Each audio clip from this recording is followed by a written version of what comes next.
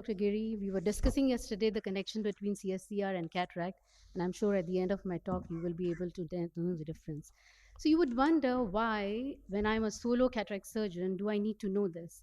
And as we go through the talk, you will realize how important it is for each of us to have this clarity. Because in group practices, there may be many doctors or optoms or nurses that may be involved, but in solo, maybe not. Yet the errors may occur. And all you need is one error, one medical legal case, and that would do the harm to your practice as well. So, first, do no harm. These were the documented literature cases where people came forward to share their problems with wrong IOLs. And it's only on the rise as you go to many different conferences, you will hear more of these happening.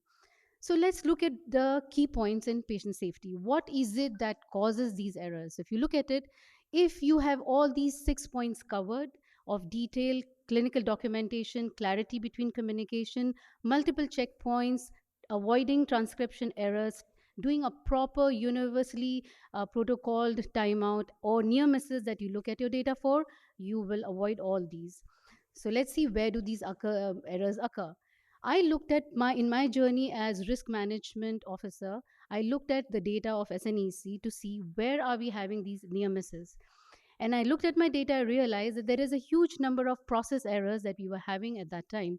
But when we changed our manual human related practices to go to digital, we realized we could then reduce these errors from almost 80%.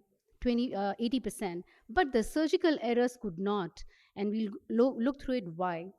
So, for each of us in our practices, these are the steps when we look at the patient, plan biometry, then select a lens, and then we meet the patient on the surgical day. And this, again, like I said, involves a lot of team members. So, what happens in the pre planning or listing stage? Here, the errors may occur if you have not clearly indicated which eye, what is the choice of IOL that you chose, what is the post refractive aim, whether you wanted plano, micro mini, or monovision, and the choice of IOL, which company, what multi EDOF or monofocal.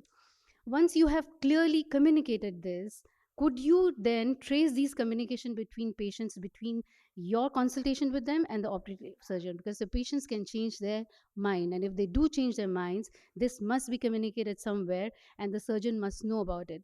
Or to be on a safer side, you may want to arrange another consult so that you know what's going on. What about biometry related errors? Beautiful talks yesterday by various groups where they really in detail looked at the biometry related errors. And you may have all those errors taken care of by having a well trained technician and the rest, but yet they occur. Why? Because you did not communicate to the technician what you wanted. They may not have used the correct formula, in the sense LASIK eye, but normal formula used, and a post silicon oil normal formula use. So we have devised this form where we very clearly communicate with our technician what we want and also the eye of the condition. So like in this case, it's normal and this is what we may want, and the technician then knows what to do. Similarly, technicians also communicate with us, telling us if there is anything amiss. Like in this case, the patient may have a very flat cornea, but the patient has had no previous LASIK surgery. Not only that, we have two checkers. So once the biometry technician has filled up her or his data, there is second checker who makes sure that the data of chemistry, excel length, everything is accurate. Then comes a surgeon. Why do then we make mistakes? We make mainly because of inattention. We've not paid attention to what we wanted, what the patient wanted. Did we check the IOL again or the refractive aim in our case notes? Or did the patient change its mind about the IOL and we did not communicate it? And lastly, transcription errors. Transcription errors occur because of our fantastic handwriting that each of us have. But there are other reasons as well. Like in this case, we only have one printout, one eye. We do not print out the calculations of both eyes on one page. And for ease of reference, we also ensure that each and every aspect of the biometry is circled. And then this is what is used as a universal paper when we are doing timeout. If you do not check this, and instead of this, if your technician has put silicone oil for measurements, you may be off by almost -2, -3, and the patient will have a refractive surprise. At the end of the surgery, we put a completed stamp so that this biometry is never looked at again when you do the other eye. This is just an example of how art or artoric kind of documentation we have completely stopped. We also do not want any transcription errors. Like there was a case where a 22 was considered as 27 and 17 was considered as 11, and we had near miss. We had a near miss in one, and we had an SRE in the other. So we completely stopped transcription errors by avoiding any writing, and we had this devised form where this is a digital form where we have two identifiers. Once you go into the system, you click on the IOL, it automatically populates which eye is going to be operated. It then you have a choice of multifocal or EDOF or multifocal options. If you choose within the multifocal or any of these options what IOL you want, it gives you a choice of what lens power you have, and also gives you a reference of what is available in that particular IOL. Then you submit it, and once you submit it, if this is non-inventory IOL, say has a toric of -4, the IOL is not readily available, needs to be ordered specially. It will tell you that it requires time. You cannot give a date very early. Similarly, if you're beyond the range of the diabetic range, these are just to tell the surgeons when we have a choice of a lot of IOLs, what is available. And if you do go online and then get your IOL, you have to then go ahead and do this timeout in the clinic with all the parameters of patient identifiers, actual length, as well as a keymetry.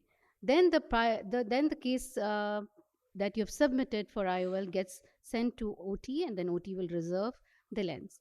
So now this is done. So there should be no further room for error, right? But there can be. Why? Because there are such look-alike lenses. One is a toric, one is a multifocal. And if you do not educate your staff in the OT about these differences that exist in these power, they will make errors. And so we devise this for removing this potential confusion. We devise this intranet where each and every IOL that is used in NSE, the details are written, and we only use these model details for our timeout. We do not use either Vivity or Panoptics or any of those names for our timeout processes. And this is to standardize the process of our timeout that we do in the theater.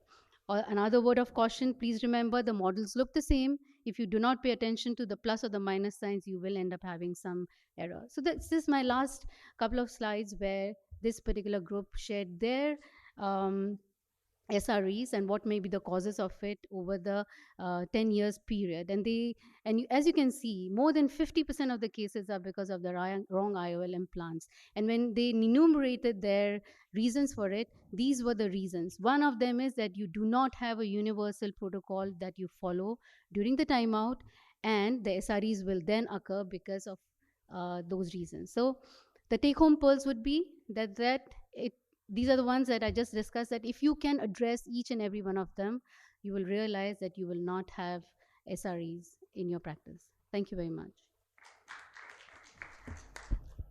Thank you, Ranjana. I mean, we can have 2 minutes for discussion. Any questions? To Dr. Ranjana? Very important talk. I mean, from the point of view of, yeah, please.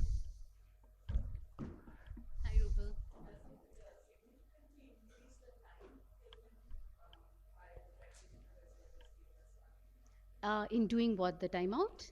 No, actually, if I look back 10 years ago when I hadn't instituted some of these practices, we used to take longer because last minute we would realize, oh, this is a wrong lens in the theater, or the lenses are not arranged, or they arrange a wrong company. So once these processes become second nature to your practice, you realize they are very efficient. And timeout is one time when everybody is standstill. I, as a surgeon, not only look at my clinical notes, I look at the lens that has come into the theater and the printout, and nurse and I together will make sure that this is correct. And touch wood, there haven't been SREs since we have instituted this system. Thanks, Rupal. Thank you very much. Thank you, Ranjana. I think no, we don't operate on the same day as the day we list. There is always a lead time between listing and then patients have to come another day for the surgery. It's not on the same day. Not in our institute, we don't do. And there's nothing wrong in that Yeah. also, because if you have taken due diligence in making sure that the lens that you have discussed with the patient is that lens, they may as well take it home, but then the responsibility is that they have to bring it back.